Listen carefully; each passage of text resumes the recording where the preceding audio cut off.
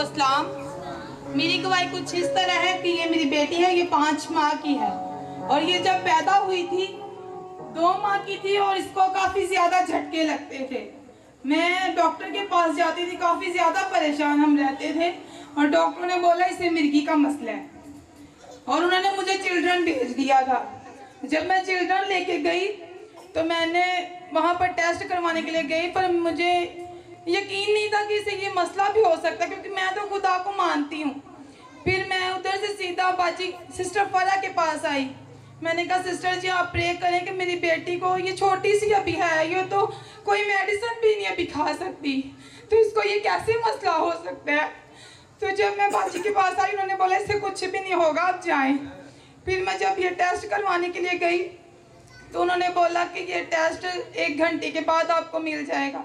जब ये टेस्ट हो गया मेरा दिल ही नहीं था कर रहा कि मैं डॉक्टर के पास इसे कैसे टेस्ट को चेक करवाने के लिए जाऊंगी। मैं टेस्ट लेके तो घर आ गई, मैंने डॉक्टर को भी नहीं चेक करवाया। फिर मैं दूसरे तीसरे दिन हॉस्पिटल दोबारा गई टेस्ट चेक करवाने के लिए। फिर भी मैंने कहा नहीं, मैंने पहले दुआ करवानी है, मैंने फिर बाद में टेस्ट चेक करवाना है। पहले मैंने दुआ करवाई और फिर मैं डॉक्टरों के पास टेस्ट लेके गई, पर मेरी बेटी के टेस्ट बिल्कुल नॉर्मल आए। गिरफ्त में इस तरह से मुंतला किया हुआ था कि हम सोच नहीं थे सकते। जिस दिन खुदा की खादमा चूंग एरिया में बहुत बड़ी इबादत करवा रही थी तो उस जगह पर इनका ईमान था कि खुदा आज मेरी बेटी को इस गिरफ्त से निकालेगा। और जब सिस्टर जी आपने ये दुआ करवाई तो आप डॉक्टर के पास लेकर गए तो चिल्ड्रन हॉस्पिटल वालों ने कहा कि इसका सीटी स्कैन होगा दिमाग का। तो उन्होंने फिर क्या आपको कहा? उन्होंने बोला था कि आपने अगले महीने की 10 तारीख को आना। फिर भी मैंने 2-3 बार मैंने कहा, दिल भी नहीं था करता कि मैं कैसे जाऊं। फिर भी बाजी ने बोला कि नहीं आप दुआ भी करवाएं फिर भी टेस्ट करवाएं। इनका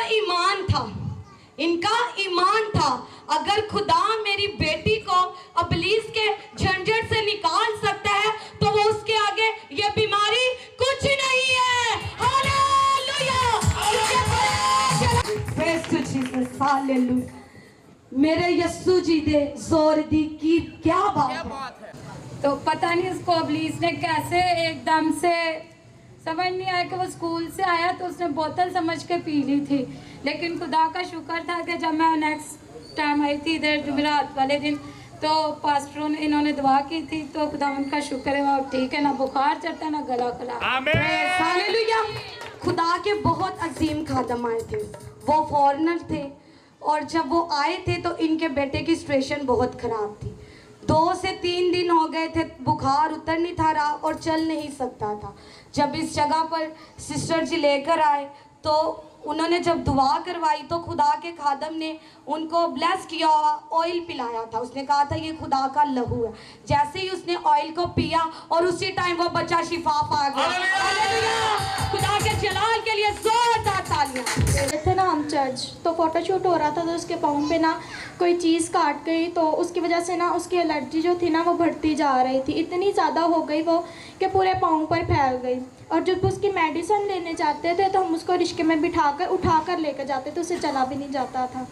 और जब हमने वो 7,000 रहती है तो हम यहाँ पे दुआ करते थे उससे, यहाँ पे दुआ करते थे और वहाँ पे वो उसने शिफा पाई। मैं हमने जो मेरा आपको यहाँ पे दुआ की और वहाँ पे उसने शिफा पाई है। ये सिस्टर बता रही हैं कि मेरी सिस्टर की शादी किस जगह पर हुई? सब्ज़ाज़ार। वो अभी के इबादत में नहीं आती थी पर इनका ईमान था खुदा की खादमा जब उनके लिए दुआ करेगी और वो उसी जगह पर शिफा पाएगी। हालेलुया।